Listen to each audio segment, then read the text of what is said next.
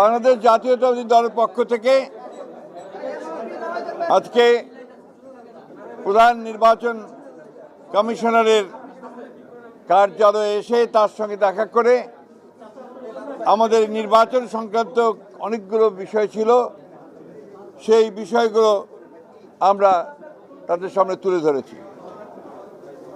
আমরা মনে করি যে নির্বাচন কমিশন অনেকগুলো ক্ষেত্রেই তারা তাদের কার্যকলাপের মধ্য দিয়ে প্রশ্নবিদ্ধ আচরণ করছে। যে বিষয়গুলো আমরা তুলে ধরেছি তার মধ্যে প্রধান যে বিষয়টি ছিল যে আপনারা জানেন যে পোস্টাল ব্যালটের যে বিষয়টি, এটা কিন্তু এখনও পুরোপুরি সমাধান হয়নি।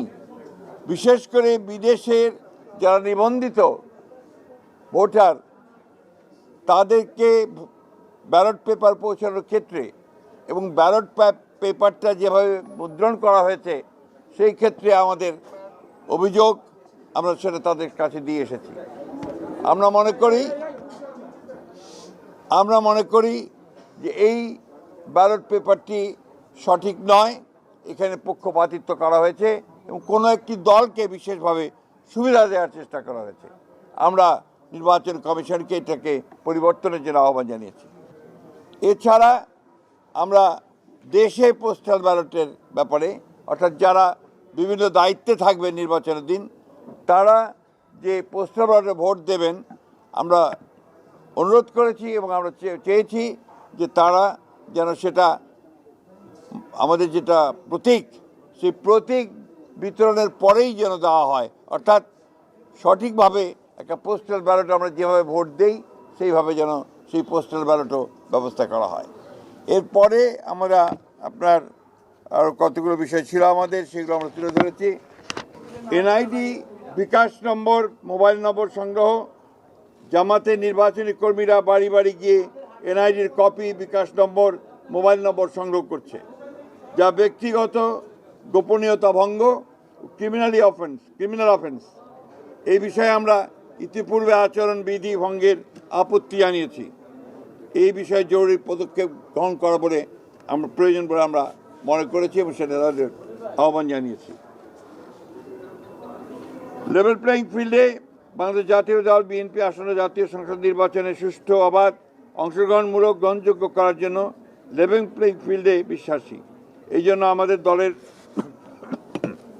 চেয়ারম্যান ব্যক্তিগত সফর বাতিল করেছেন, অথচ বিভিন্ন রাজনৈতিক দলের দলীয় প্রধান সহ অন্যান্য গুরুত্বপূর্ণ ব্যক্তিরা প্রতিনিয়ত আচরণবিধি ভঙ্গ করে দলীয় প্রচারণা চালাচ্ছে। এই বিষয়ে আমরা জরুরি ব্যবস্থা গ্রহণ করার জন্য অনুরোধ জানিয়েছি।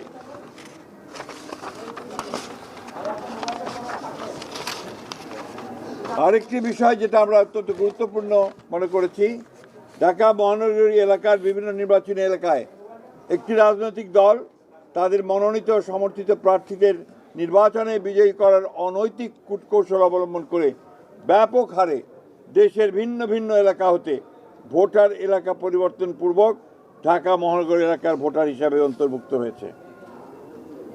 মোট কত সংখ্যক ভোটার কোন কোন এলাকা থেকে ঢাকা মহানগরীর কোন কোন এলাকায় সংসদীয় নির্বাচনী এলাকায় কোন কোন তারিখে এবং কী কারণে স্থানান্তর করা হয়েছে, ঘোষিত কারণসমূহ, স্থানান্তরিত ভোটারদের বিস্তারিত বিবরণ জরুরি ভিত্তিতে আমাদেরকে সরবরাহ করার জন্য আমরা অনুরোধ করেছি।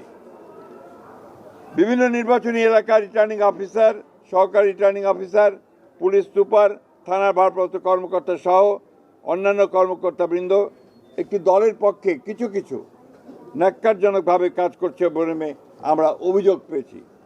সেই বিষয়গুলো আমরা তাদের গোচরীভূত করেছি। সুষ্ঠু, অবাধ ও গ্রহণযোগ্য নির্বাচনের স্বার্থে তদন্ত গ্রহণপূর্বক তাদেরকে প্রত্যাহার করার জন্য আমরা অনুরোধ জানিয়েছি। নির্বাচন কমিশনের কতিপয় সিনিয়র কর্মকর্তা সহ কয়েকজনের বিরুদ্ধে আমরা অভিযোগ পেয়েছি যে তারা কোনো একটি নির্দিষ্ট দলের পক্ষে কাজ করছেন। আমরা সেই বিষয়ে ব্যবস্থা গ্রহণ করার জন্য তাদেরকে অনুরোধ করেছি। এই ছিল আমাদের আজকে তাদের সঙ্গে কথা বলা, এবং আমরা লক্ষ্য করেছি যে দুর্ভাগ্যজনকভাবে বিএনপি সবসময় নির্বাচন কমিশনকে সহযোগিতা করে এসেছে সুষ্ঠু, অবাধ, নিরপেক্ষ নির্বাচনের জন্য।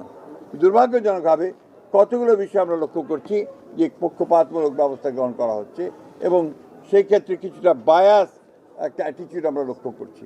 আমরা সেটাকে পরিত্যাগ করে সম্পূর্ণ নিরপেক্ষভাবে কাজ করার জন্য তাদেরকে অনুরোধ জানিয়েছি। Thank you.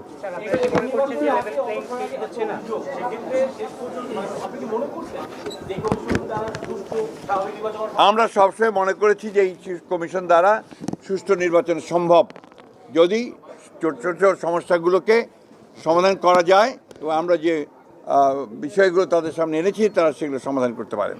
আপনারা কি মনে করছেন লেভেল প্লেইং ফিল্ড হচ্ছে না? আমরা মনে করেছি লেভেল প্লেইং ফিল্ডের চেষ্টা তাদের আছে, ছোটোখাটো কিছু ত্রুটি আছে সেগুলো তারা ঠিক করে নিতে পারবেন বলে আমরা বিশ্বাস করি।